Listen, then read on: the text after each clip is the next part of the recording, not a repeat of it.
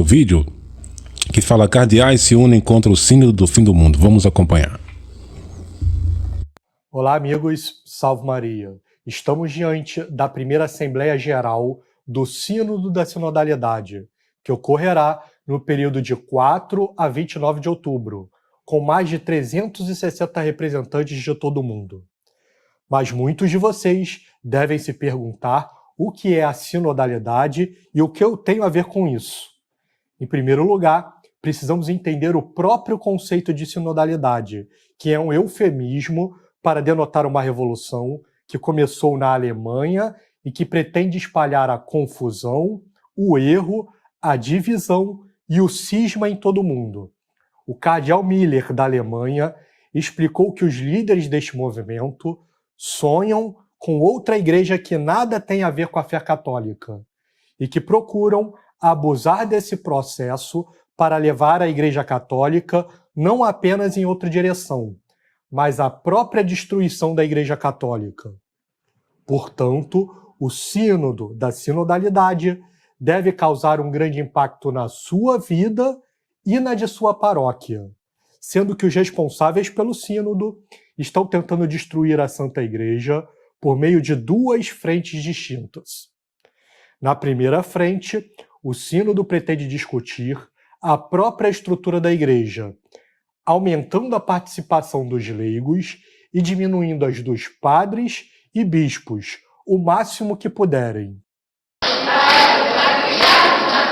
Proclamação do Evangelho de Jesus Cristo segundo a comunidade de Lucas. Proclamação do Evangelho de Jesus Cristo.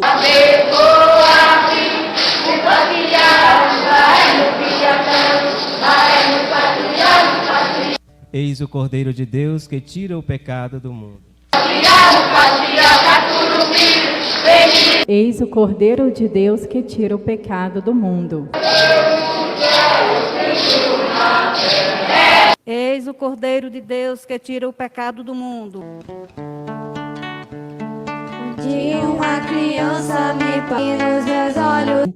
Os líderes do sínodo parecem esquecer que Nosso Senhor confiou aos bispos a missão de santificar, guiar e também de ensinar o povo, e que instituiu o sacramento da ordem justamente para ajudá-los a cumprir com este fim.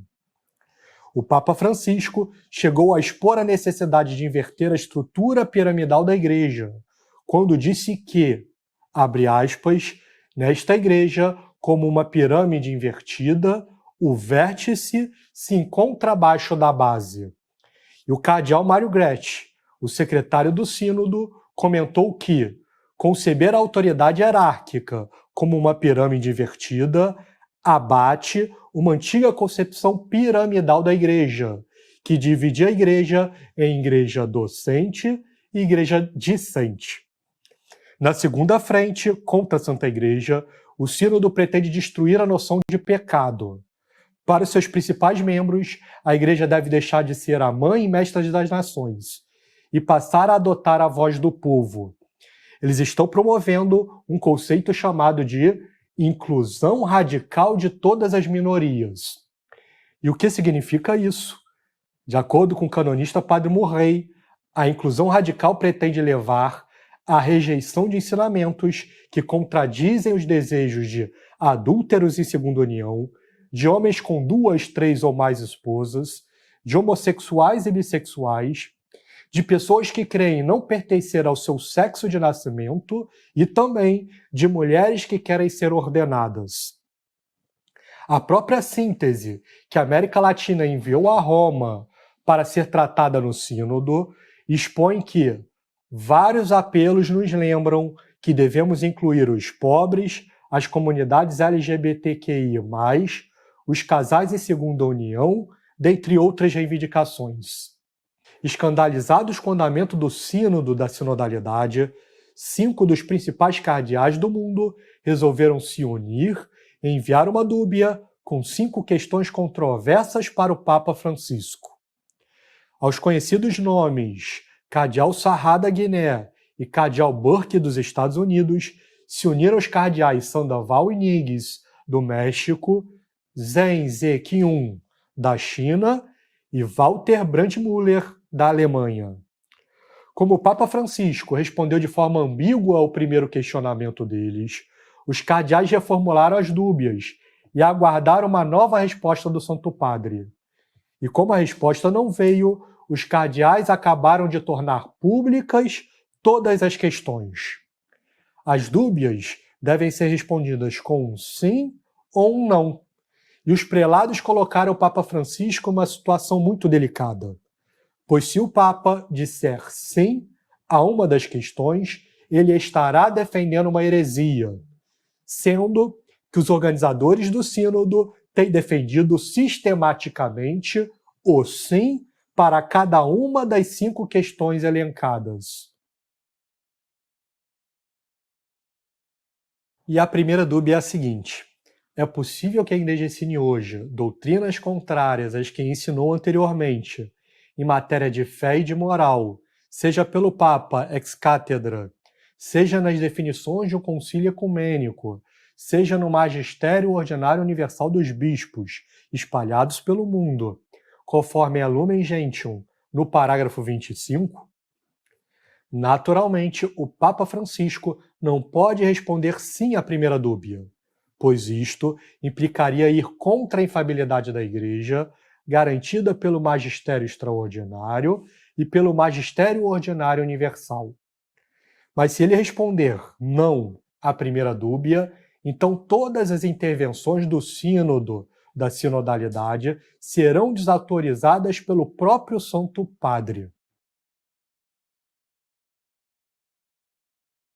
A segunda pergunta dos cardeais é a seguinte: será possível que, em certas circunstâncias, um pastor possa abençoar uniões entre pessoas homossexuais, dando assim a entender que o comportamento homossexual enquanto tal não seria contrário à lei de Deus e ao caminho da pessoa para Deus?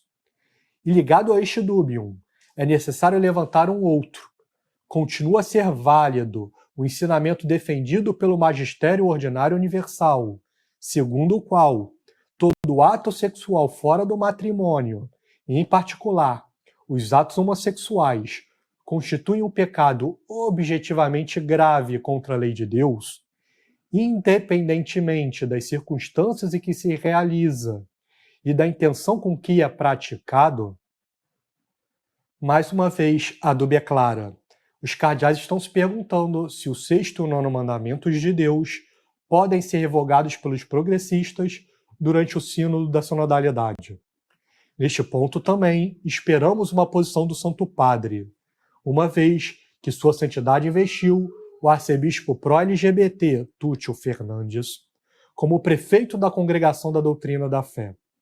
E não satisfeito, o Santo Padre ainda o criou como cardeal, gerando um escândalo que atingiu os fiéis de todo o mundo.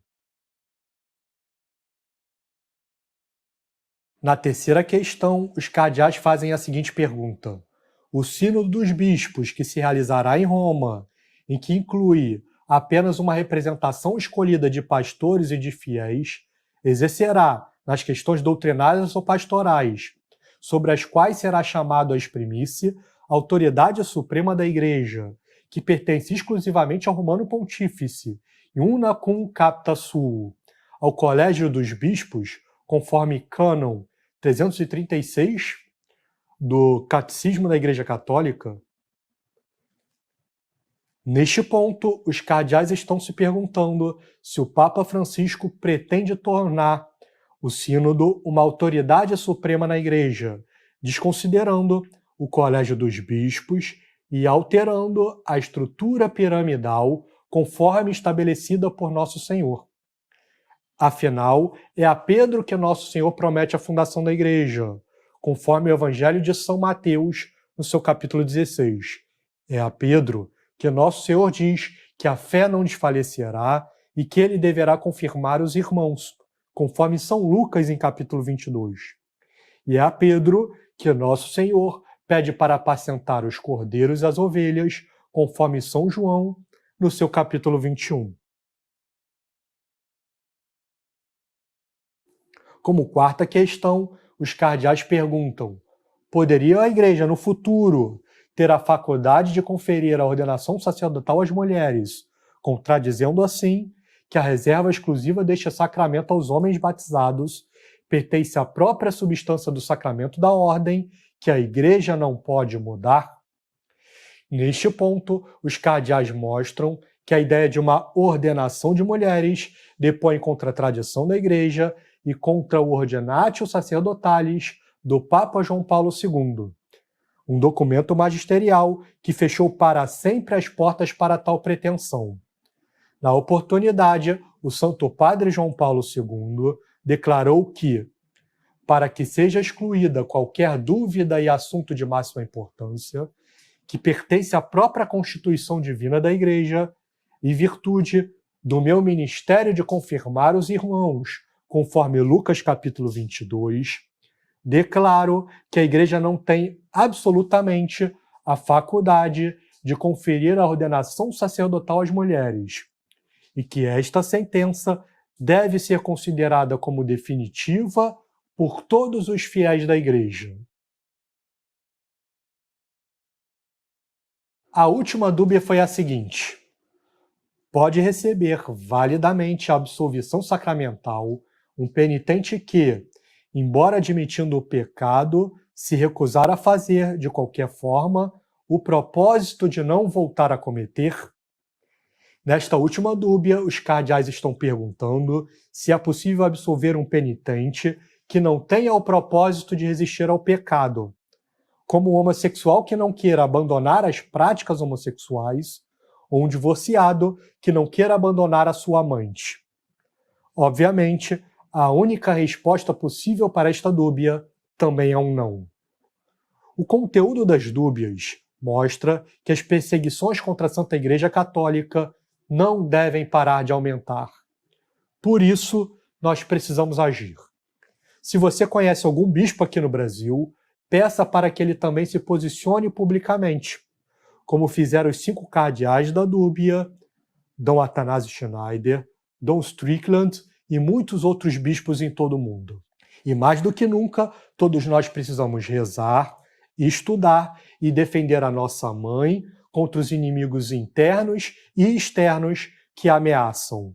Por fim, compartilhe esse vídeo e ajude-nos a fazer com que mais pessoas saibam dos perigos do sínodo da sinodalidade. E que viva Cristo Rei!